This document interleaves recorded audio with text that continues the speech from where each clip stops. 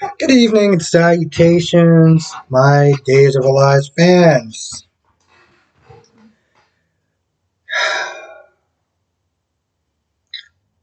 Allie, Chanel, and Alex. Now, this can't just be me, right? Tell me I'm not the only person that's feeling a bit of deja vu. Alex, and you get exactly why towards the end. Alex is hiding under the table. And, Chanel is apologizing and stuff like that, saying that, she should have trusted her. And,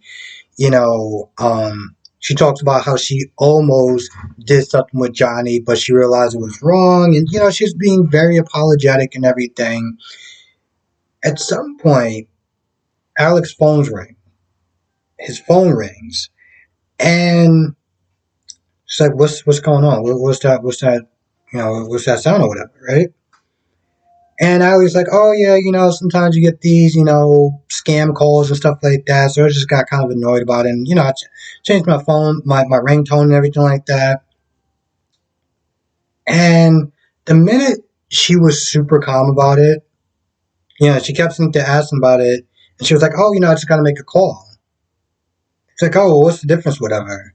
I knew right then and there. She was way too calm. Let me tell you something.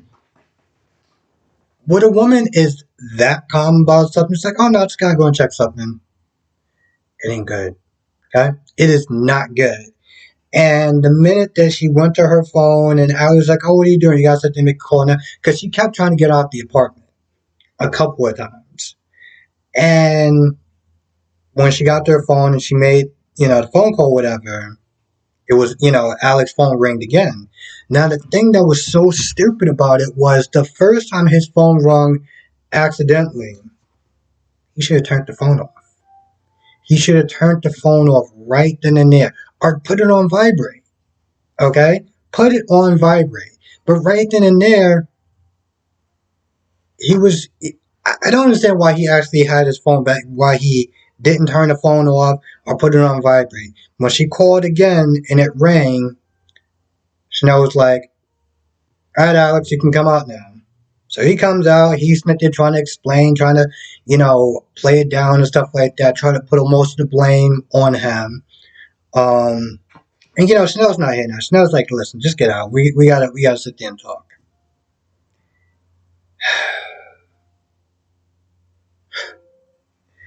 Everything from the stupid look to the oh, I'm sorry.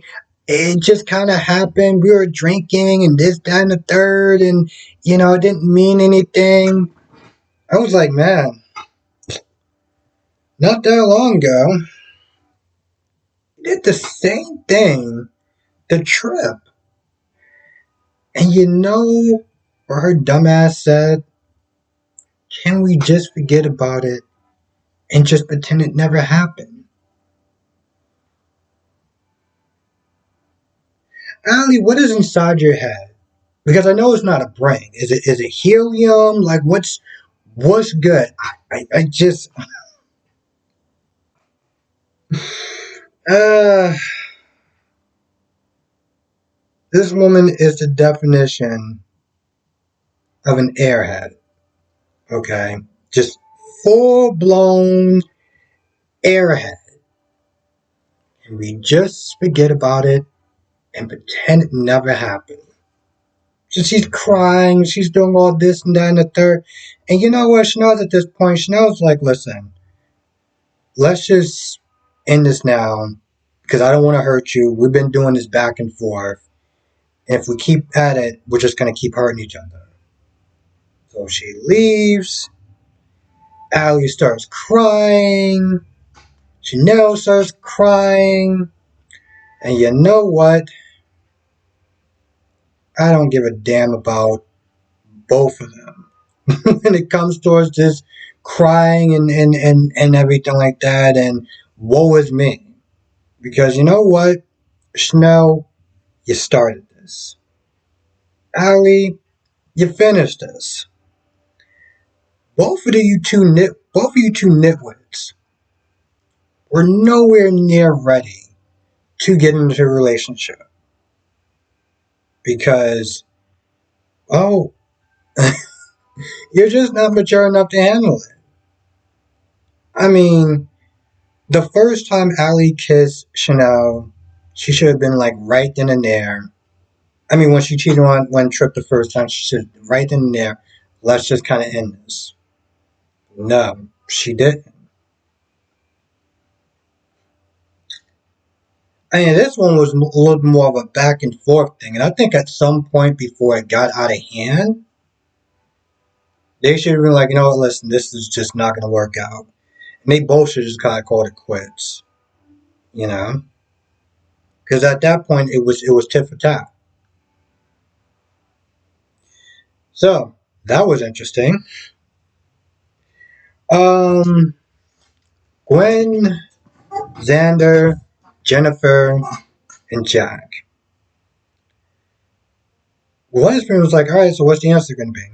You giving us newspaper, or you gonna be spending the rest of your life? You're gonna be spending a very long time in jail. Which one's gonna be? Jennifer pretty much says no. We're not gonna say. She tells Jack no. We're not gonna sell the Spectator. And of course, she goes in this whole laundry list of reasons why, but she's like, she's not gonna do it. Gwen's like, okay, cool. All right, I got you. And I think Jennifer said something. Yeah, because they start going back and forth, and Jennifer says something about Xander, not really trading up. Gwen was like, all right, cool. So she calls the Salem PD, asks them to speak to Rafe. Like, all right, I'm on hold. I'm on hold. Nothing. All right, you want to stand tall? Okay, cool. Hey, Rafe. And that's when Jack kind of made a beeline right towards her and answered, picked up the phone, took the phone out of her hands and was like, hey, listen, she just want to say that you're doing a great job. All right, bye. Jack was like, you know what, listen, you can have the paper. And you can tell, because there's one point where Xander does kind of, come in to defend Jennifer. I mean, to defend Gwen. And, he even brings up the fact that Jack blackmailed the newspaper from Leo's mom. But at the end, you can tell that Gwen still feels kind of bad about it, And it's in a lot of ways, it's kind of a heartbreaking scene to some extent. Jack already lost a child, the worst thing in the world you can sit there and lose. And, now they have to sit there and give up the paper and everything like that. So it's bad. And something? Even when Xander was going back and forth with Jennifer, he was sitting there talking about Jennifer, this, that, and the third. He was like, listen, you could have lost your daughter. And other people could have lost their lives. That is 100% true. You can feel however you want about Xander, good or bad, bad boy, whatever. Regardless, she got behind the wheel of a car, high, and she hit someone. And I get that Jack wants to sit there and defend her. But let's be honest, it's just wrong all around. So they're saying, oh, well, she's sorry about that. Oh, she's sorry about that. Well, I guess she's lucky because, if she would have hit somebody else, they would have fell the wrong way. What would you sit there and say? Oh, she's sorry about that. I love her. She's sorry about that. Well, I guess all is forgiven. I mean, that person probably lost their lives, but she's sorry. To sit there and say that him saying what he said didn't piss me off is an understatement. But they left.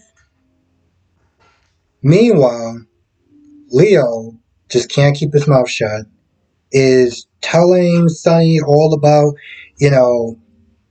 Gwen being a new editor-in-chief and taking over the paper from Xander, from Jack and prying it out of his dead cold hands or something like that. I'm like, what, did she murder him? But he can't help but brag. So Sonny was like, all right, what's going on? Like, you're gonna tell me more. He picks him up by the collar. You could tell that Leah liked it. Okay, it wasn't even one of those things like, oh my. It was like, oh my, like you can just tell like he actually liked it. But Sonny is getting up in his face and stuff like that, and Xander, just pulls him off, and they're all sitting there talking, and Xander's like, I'm the new muscle or whatever, and Gwen is like, yeah, that's right. We're gonna be on this whole place, and you can come for drinks with us or whatever.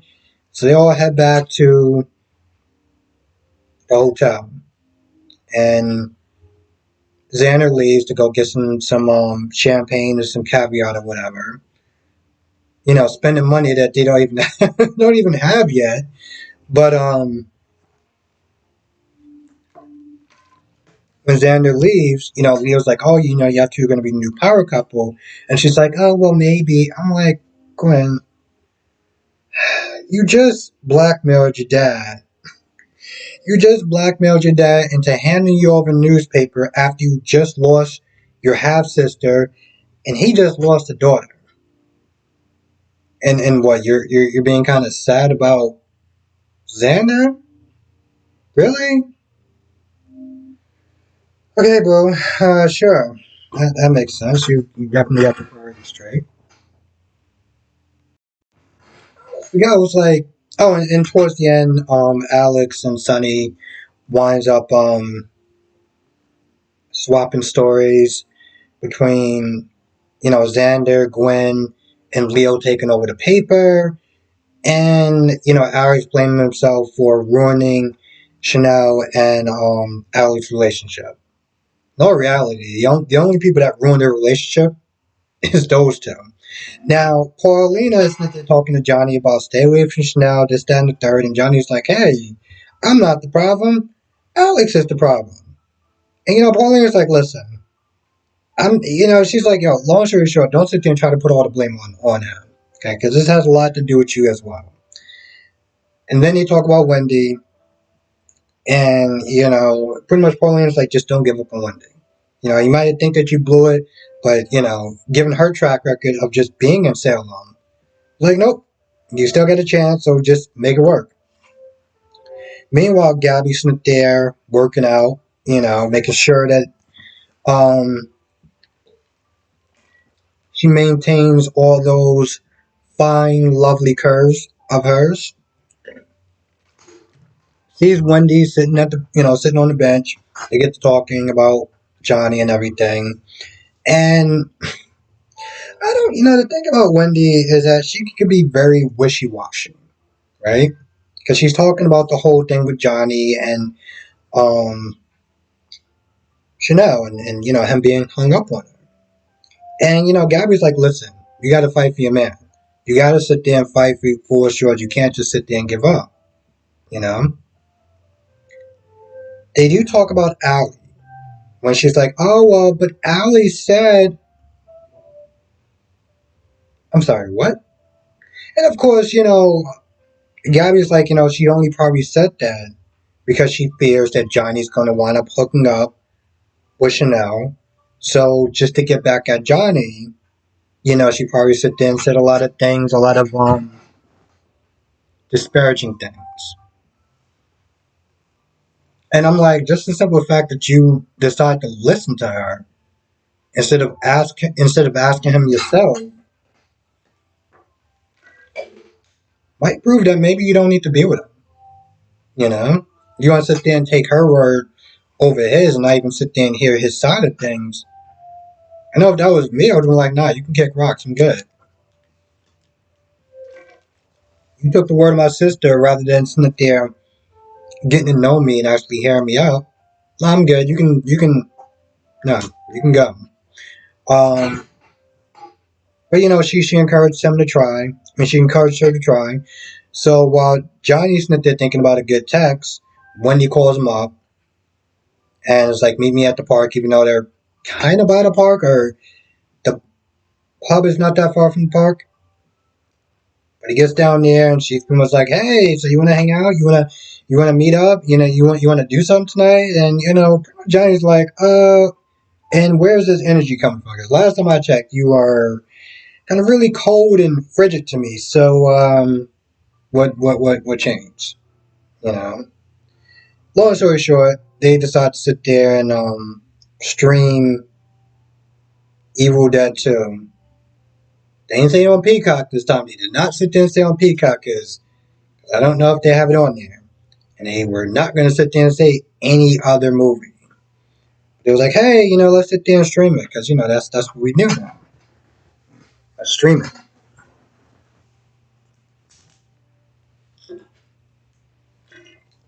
It's amazing. Sometimes people always sit there and wonder, like, just the amount of competition that these regular shows have over streaming services as far as their competition is concerned. Like, when they start, I mean, granted, they had to promote it because, Days of Our Lives is on Peacock, so you kind of got to promote streaming services, but still. I think that's about it. Let me just double check my notes. Yeah, I feel like that's about it. So, all in all, I would sit there and say a good episode. I enjoyed it. I encourage people to watch it. It was a good one. Gwen. Gwen is an interesting character. She was mad at Jennifer's remarks. When she did sit there and talk. She was like daddy, and Jack was like, oh, don't ever call me that name again. She can come across as very heartless at times, but she does have a heart. She does have feelings. She is a very complex character. I would sit there and say, and I love it. I love it. She is that fine line between she doesn't go over the top with her badness, but she can be pretty messy and get down when she needs to get down. And I think that's very important for a lot of these characters. Um, a lot of times people sit there and say, "Oh, this character's boring," and da da da. And I don't like this character's boring. And when Chanel first came in, I just couldn't stand her. I could not stand the air that she breathed. And now she's a lot more tolerable. You know, the Chanel now would have never broke up with her, or would have never quit. Ended things as if she first came into town, because she realized, what, listen, I don't want to hurt you, but I don't want to hurt me either. I don't want you to hurt me either. And if we keep going at this is all we're going to wind up doing. And that does show a level of growth and maturity. Anyway, with that being said, I'm going to go. I'm going to thank you for watching. Be safe, and I will see you in the next video.